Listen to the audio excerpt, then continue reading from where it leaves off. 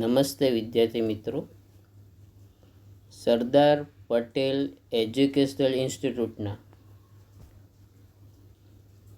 Shrimati MS લખાણી કન્યા વિદ્યાલયના secondary અને હાયર સેકન્ડરી સેક્શનમાં હું મનોજભાઈ આપ સર્વેનું હાર્દિક સ્વાગત કરું છું. અગાઉના વિડીયોમાં આપણે ટેક્સ્ટ બુકનો ટોપિક યુનિટ 10 રીડ 1 પાર્ટ 1 શીખ્યા હતા.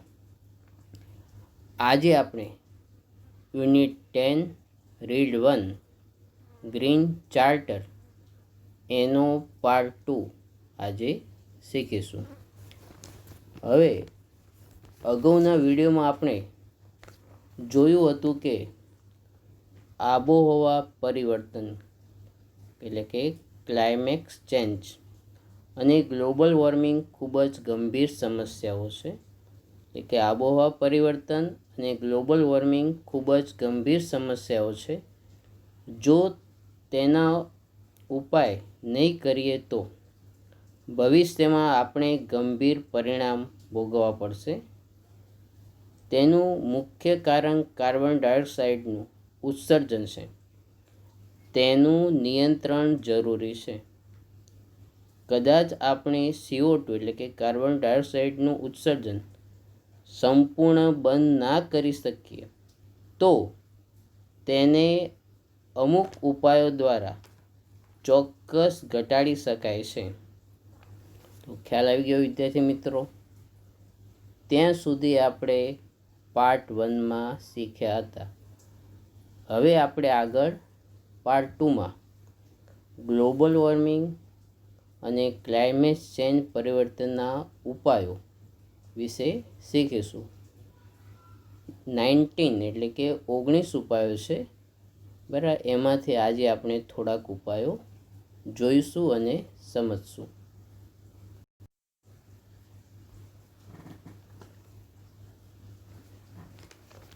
હવે અહીંથી પાઠ શરૂ કરશું આપણે. Here is a list of simple things that everyone can do in order to fight against the menace of global warming and at the same time reduce carbon footprint. એનો મતલબ ગ્લોબલ વોર્મિંગના જોખમ સામે લડવા માટે અને સાથે સાથે કાર્બનની અસરો ઘટાડવા માટે દરેક જણ કરી શકે, અમલમાં મૂકી શકે તેવી કેટલીક સરળ બાબતોની અહીં યાદી આપી છે. મેનેસ એટલે જોખમ, ધમકી. આગળ, some of these ideas are at no cost.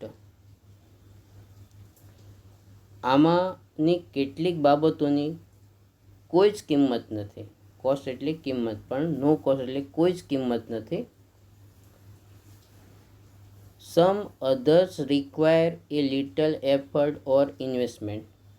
બીજી કેટલીક બાબતો માટે થોડા પ્રયત્નની કે રોકાણની જરૂર છે. But can help save A lot of money in the medium two long term. પણ લાંબા ગાળે તે આપણને ખૂબ જ પૈસા બચાવવામાં મદદ કરી શકે છે. આગળ, some of these hold out a strong appeal to reason and judgement and are worth adopting as a citizens charter. આમાંની કેટલીક બાબતો ખૂબ જ વ્યાજબી અને દાપણ ભરેલી છે અને એક નાગરિકના વિશેષ અધિકાર હક તરીકે સ્વીકારવા યોગ્ય છે. એ વાક્યનું ગુજરાતી ફરી સમજશું.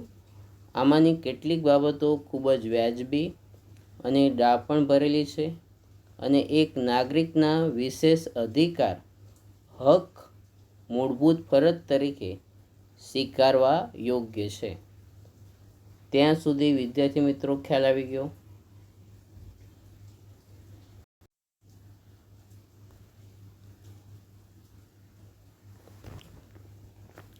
હવે આગળ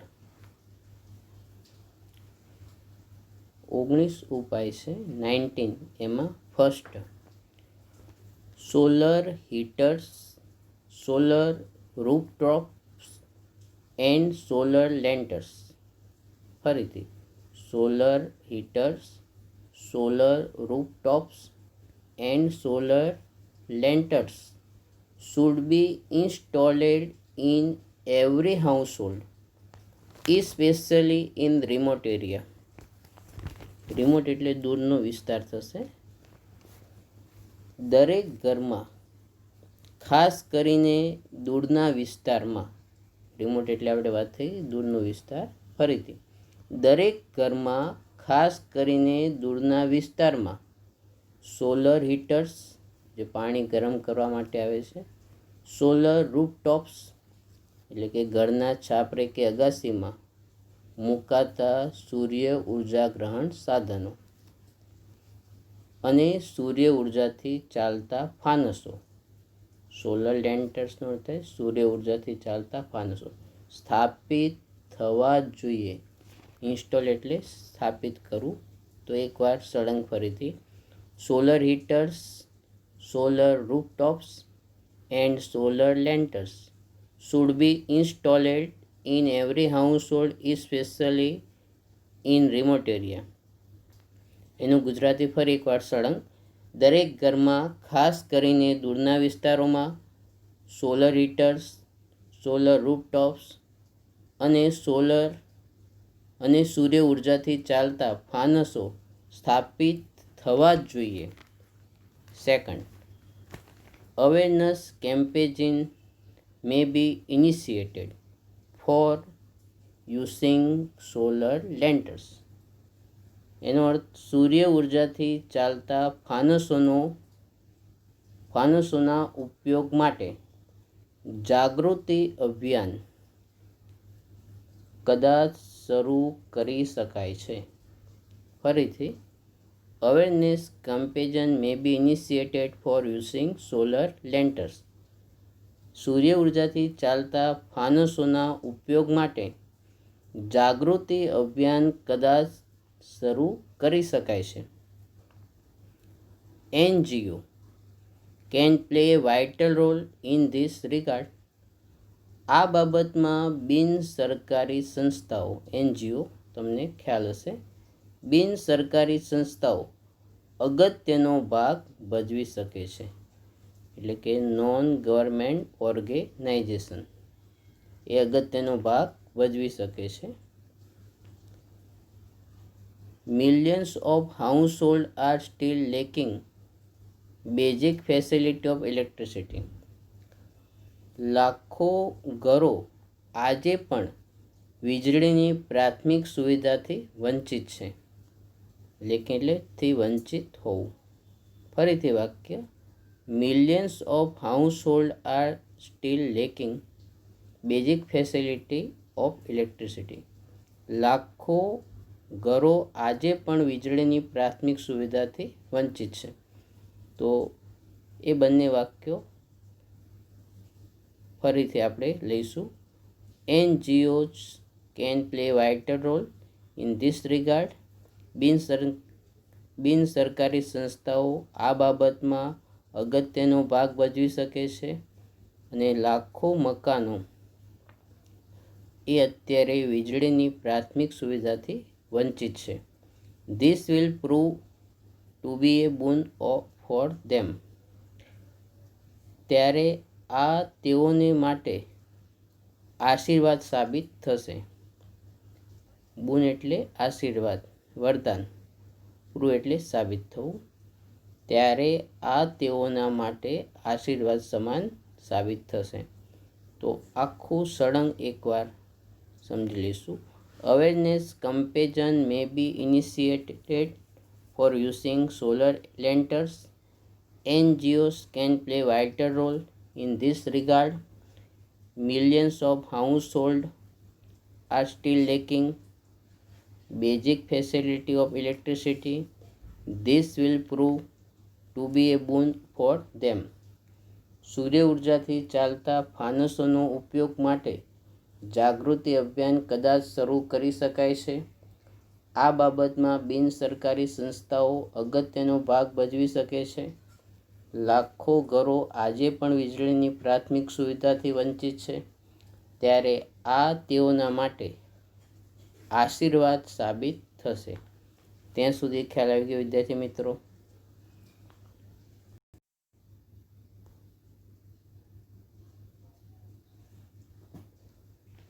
એટલે કે અહીંયા સુધી આપણે જોયું હતું. હવે આગળ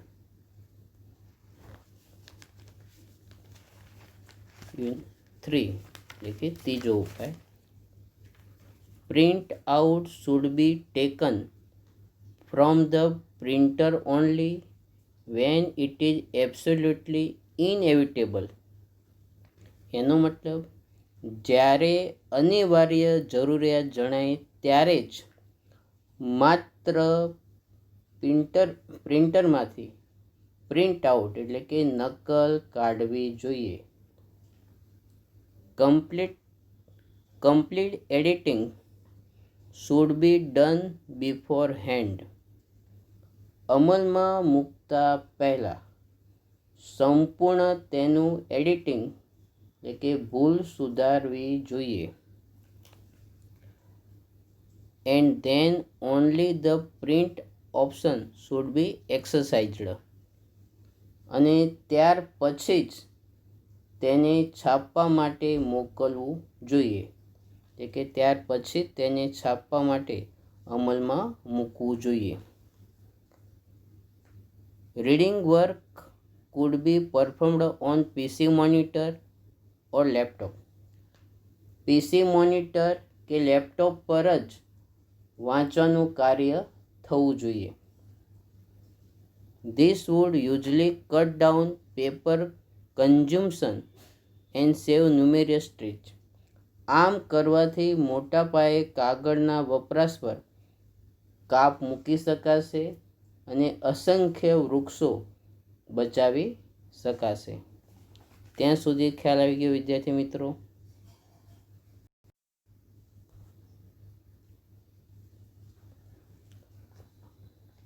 અહીંયા ચલાવેલ આ બંને ઉપાયો તમને ખ્યાલ આવી ગયો છે.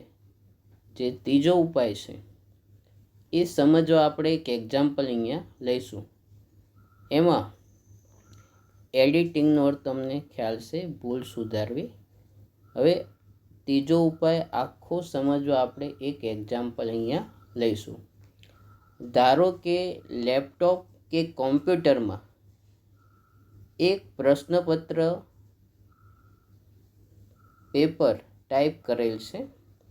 હવે એટલે કે પ્રશ્નપત્ર પેપર ટાઈપ કરેલ છે. હવે તેમાં ભૂલ છે કે નહીં તે ચેક કરવા તેની એક પ્રિન્ટ કાઢીને તેમાં ચેક કરવામાં આવે છે. ચેક કરતાં ખબર પડે છે કે તેમાં થોડી ભૂલો છે. તેથી તે ભૂલો સુધારીને તેની ફરી પ્રિન્ટ કાઢવામાં આવે છે અને ફરી તે પ્રિન્ટ ચેક કરવામાં આવે છે અને તે પ્રિન્ટ ફરી ચેક કરવામાં આવે છે કે તેમાં કોઈ ભૂલ રહી ગઈ છે કે નહીં. તો ફરી ચેક કરતાં ખબર પડે છે કે તેમાં હજુ થોડી ભૂલો છે. તો તે સુધારીને પાછી ફરી પ્રિન્ટ કઢાવવામાં આવે છે. આવું વારંવાર કરવામાં આવે છે. ઘણા કાગળ બગાડવામાં આવે છે. તેના બદલે પહેલી જ વાર સીધું લેપટોપ કે કોમ્પ્યુટરમાં જ પેપર ટાઈપ કર્યું છે તેમાં જ ભૂલ સુધારી લીધી હોત તો કેટલા બધા કાગળનો બચાવ થાય અને સમયનો પણ બચાવ થશે અને પર્યાવરણને ફાયદો થાય છે. તો ત્રીજો ઉપાય વિદ્યાર્થી મિત્રો ખ્યાલ આવી ગયો? હવે આગળ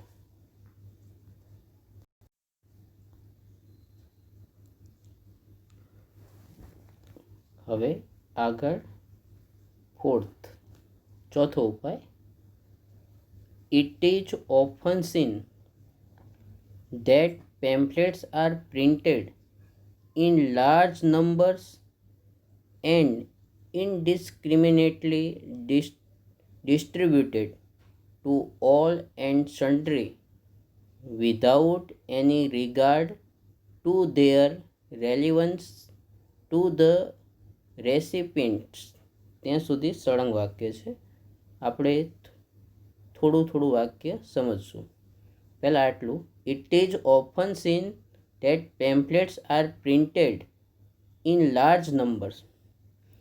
એવું વારંવાર જોવા મળ્યું છે કે ઢગલાબંધ ખૂબ જ પેમ્ફલેટ છાપવામાં આવે છે. And indiscriminately distributed to all and sundry without any regards to their relevance to the recipients. એનો મતલબ અને તેમની ગ્રાહકો એટલે કે જે મેળવનાર છે તે લોકો તેની સાથે કોઈ જ લેવા દેવા છે કે નહીં તે વાતનો વિચાર કર્યા સિવાય બધાને કે ગમે તેને વેચી દેવામાં આવે છે પેમ્ફલેટ.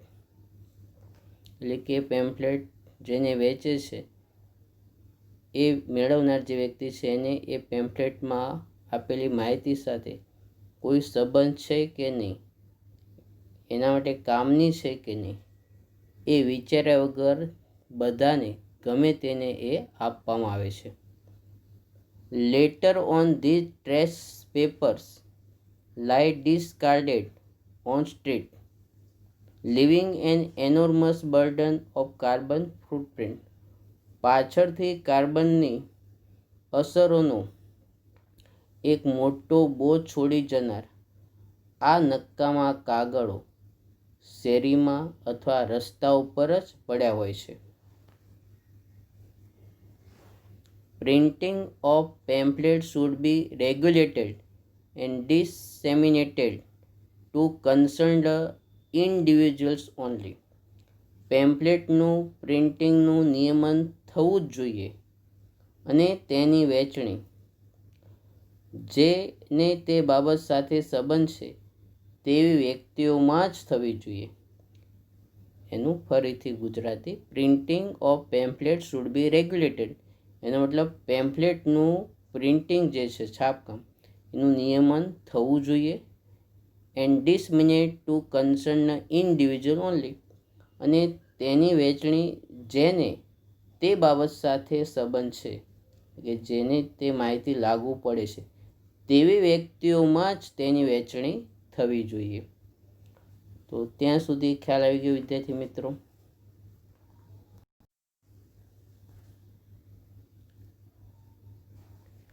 હવે ચોથો ઉપાય સમજવા એક એક્ઝામ્પલ લઈશું મિત્રો. એક એક્ઝામ્પલ એ સમજવા આપણે જોઈશું. કેટલીક વાર તમે જોયું હશે કે નાની મોટી દુકાનોનો, સ્કૂલ કોલેજના, કંપનીના, અમુક સંસ્થાના કે ટ્યુશન ક્લાસીસના પેમ્ફલેટ વેચાતા હોય છે. કે તમે આ બધાના પેમ્ફલેટ જાહેરાતો જોઈ હશે વેચાતી. હવે જે તે પેમ્ફલેટ વેચાતા હોય છે એટલે કે જે તે પેમ્ફલેટ વેચતા હોય છે, જે વેચવાનું કામ કરે છે તે એવા વ્યક્તિને પણ પેમ્ફલેટ આપે છે જેને કે તેના ઘરના કોઈ સભ્યને તેની અંદર રહેલી જાહેરાત કે માહિતી સાથે કોઈ જ લેવા દેવા હોતી નથી, સંબંધ હોતો નથી, છતાં એને એ પેમ્ફલેટ આપવામાં આવે છે. તેથી તે વ્યક્તિ તે પેમ્ફલેટનો અન્ય ઉપયોગ કરે છે અથવા રસ્તામાં ગમે ત્યાં ફેંકી દેશે. આ રીતે કાગળનો બગાડ થાય છે. તો એ ન થવું જોઈએ. ખ્યાલ આવી ગયો વિદ્યાર્થી મિત્રો.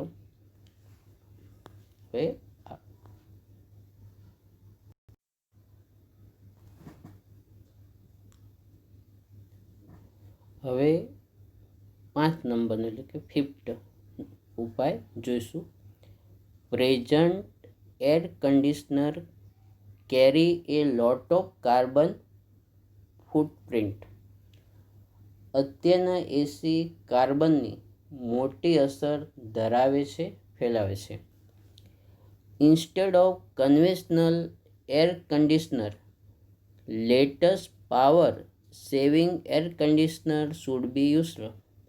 એનો મતલબ જૂના પ્રણાલીગત એસીના બદલે અત્યંત આધુનિક વીજળી બચાવનાર એસીનો ઉપયોગ કરવો જોઈએ. It would save electricity up to 50%.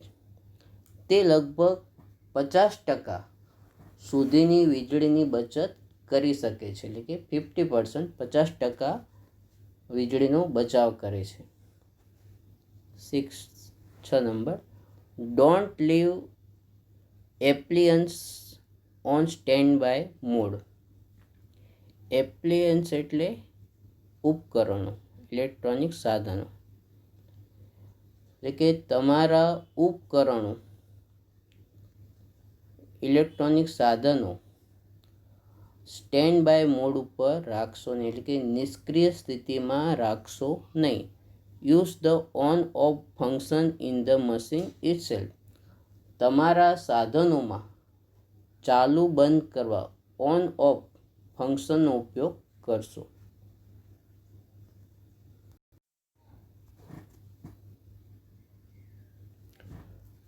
છઠ્ઠો ઉપયોગ ફરી જોઈશું. Don't leave appliances on standby mode. એટલે કે તમારા ઉપકરણો નિષ્ક્રિય સ્થિતિમાં સ્ટેન્ડ બાય મોડમાં છોડશો નહીં, મૂકશો નહીં. Use the on of function in the machine. તમારા સાધનોમાં ચાલુ બંધ કરવા ઓન ઓફ ફંક્શનનો ઉપયોગ કરશો. હવે જે છઠ્ઠો ઉપયોગ છે તે સમજવા એક એક્ઝામ્પલ આપણે લઈશું.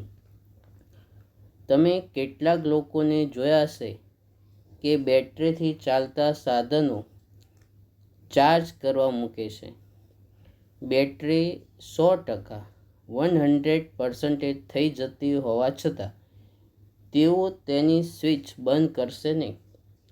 તેમનું કહેવું છે કે તે, એટલે કે 100% બેટરી ચાર્જ થઈ જાય ત્યારે આપમેળે તે ડિસ્કનેક્ટ થઈ જાય છે, બંધ થઈ જાય છે. તો કદાચ તેઓની વાત સાચી હશે, પણ છતાં આપણે તેની સ્વિચ બંધ કરવી જોઈએ, પછી તે કોઈ પણ સાધન હોય. થોડા સમય પહેલાં મેં ટીવીમાં એક જાહેરાત જોઈ હતી. તેની વાત આ સંદર્ભમાં કરું છું. તે જાહેરાતમાં ટીવી અને ફિલ્મના કલાકાર રામ કપૂર હોય છે. તમે કદાચ તેને જાણતા હશો, ઓળખતા હશો.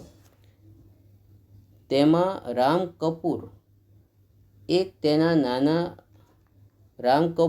અને એક તેનો નાનો દીકરો બંને એક કારમાં જતા હોય છે.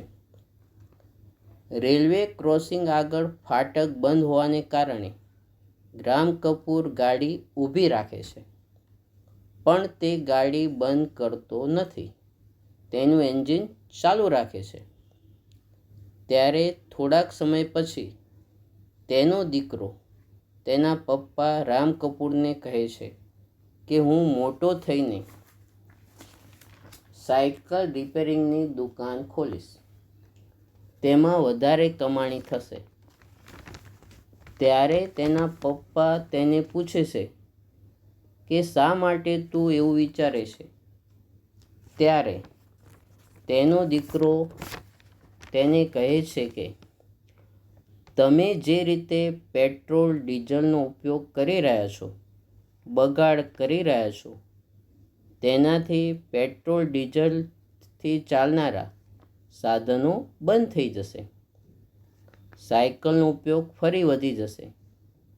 ત્યારે તેના પપ્પા સમજી જાય છે અને કાર બંધ કરી દેશે. એટલે કે એના પપ્પા એના દીકરાની વાત સમજી જાય છે અને કાર બંધ કરી દેશે. આ જ રીતે આપણે કેટલાક લોકોને ચાર રસ્તા પર, ફાટક પર ટ્રાફિકમાં પોતાના વ્હીકલ સતત ચાલુ રાખતા જોયા હશે તો વિચારો કેટલું બધું બળતણ બગડે છે.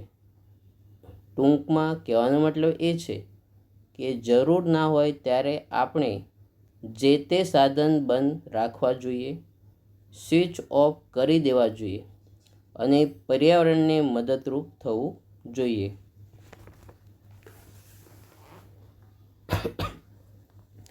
તો અહીંયા સુધી વિદ્યાર્થી મિત્રો ખ્યાલ આવી ગયો.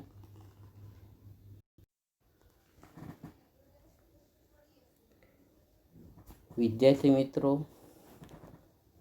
અહીંયા આજનો વિડીયો પૂર્ણ કરશું આપણે. એના આગળના જે ઉપાયો છે એ આપણે હવે પછીના વિડીયોમાં જોઈશું, સમજશું. હવે તમને ખ્યાલ છે કે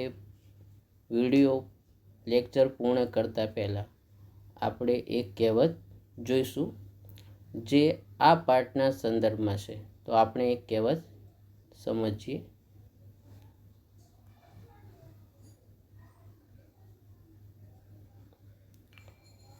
ગ્લોબલ વોર્મિંગ, આ કહેવત છે વિદ્યાર્થી મિત્રો, પાઠમાં નથી, એ તમને ખ્યાલ હશે. Global warming threaten our health. Threatens એટલે આમ ધમકી આપી, પણ અહીંયા જોખમરૂપ બનવું, નુકસાનકારક બનવું. ગ્લોબલ વોર્મિંગ એટલે કે પૃથ્વીનું સતત તાપમાન વધવું, તે એ આપણા આરોગ્ય માટે જોખમકારક છે. અવર ઇકોનોમિક, આપણી આર્થિક વ્યવસ્થાને જોખમકારક છે. અવર નેચરલ રિસોર્સિસ, આપણા કુદરતી જે પ્રાપ્તિ સ્થાન છે, સ્ત્રોત છે, એના માટે નુકસાનકારક છે. એન્ડ અવર ચિલ્ડ્રન્સ ફ્યુચર, અને આપણા બાળકોના ભવિષ્ય માટે જોખમકારક છે. It is clear we must tech. તેથી તે સ્પષ્ટ છે કે આપણે તેના અંત માટે, તેના ઉપાય માટે વિચારવું જ પડશે અને તેને દૂર કરવાનો, તેનો અંત કરવાનો અથવા તો તેને ઓછું કરવાનો પ્રયત્ન કરવો જ પડશે. તો ખ્યાલ આવી ગયો વિદ્યાર્થી મિત્રો. હવે અહીંયા આપણે આજનો વિડીયો લેક્ચર પૂર્ણ કરશું. તમને એક બીજી વાત કહેવાની હતી કે બીજું કે ઇંગ્લિશની ફેર બુક કેવી રીતે બનાવી તેનો મેસેજ મેં કર્યો હતો. છતાં કોઈને કંઈ પૂછવું હોય તો મને મેસેજ કે ફોન દ્વારા પૂછી શકશે. અને ખાસ કરીને જે 12Bની બહેનો છે એને કદાચ એ મેસેજ નહીં મળ્યો હોય તો હું તમને મેસેજ ફોરવર્ડ કરી દઈશ. પણ છતાં મેં લગભગ બધાને કહ્યું છે. તો તમારા અનુકૂળતાએ બધી જ ફેરબુકો એ પૂર્ણ કરશો. જે સર જે સૂચન આપે છે તમને એ પ્રમાણેનું તમે દરરોજ કરતા રહેશો. તો થેન્ક યુ વેરી મચ.